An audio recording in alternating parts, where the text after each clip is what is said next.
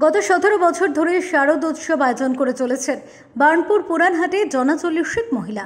মণ্ডপ সজ্জা ও থিম ভাবনায় প্রতিবারই নতুনত্বের ছোঁয়া থাকে মহিলাদেরই পুজো ভাবনায়।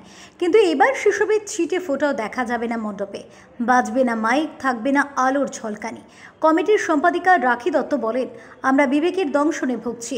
বিচার চাওয়া ছাড়া সরকারের কাছ থেকে আর কিছু চাওয়ার নেই আমাদের, তাই সরকারি অনুদান ফিরিয়েছি। এবার কোনো জাঁকজমক হচ্ছে না, মণ্ডপ সজ্জা হচ্ছে না, থাকছে না আলোর বাহার, বাতিল হয়েছে সাংস্কৃতিক অনুষ্ঠান।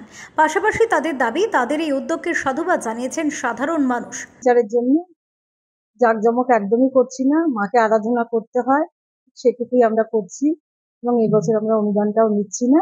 সামনের বছর চেষ্টা করবো আবার নেবার।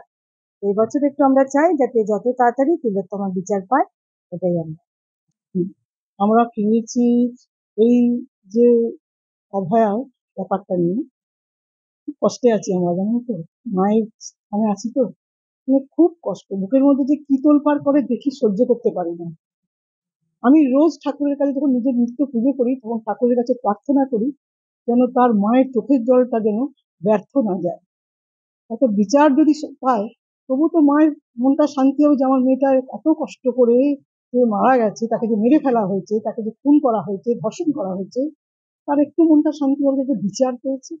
এটাই হচ্ছে সব থেকে বড় কারণ। বিবেকের এই লড়াইতে অষ্টমীর পুষ্পাঞ্জলি শেষে বিশেষ প্রার্থনা সভার আয়োজন করেছেন তারা। পূজাচার মেনে আলো নিভিয়ে হবে এই নীরব প্রতিবাদ। আসানসোল থেকে জয়ন্ত সাহার রিপোর্ট, ওঙ্কার বাংলা।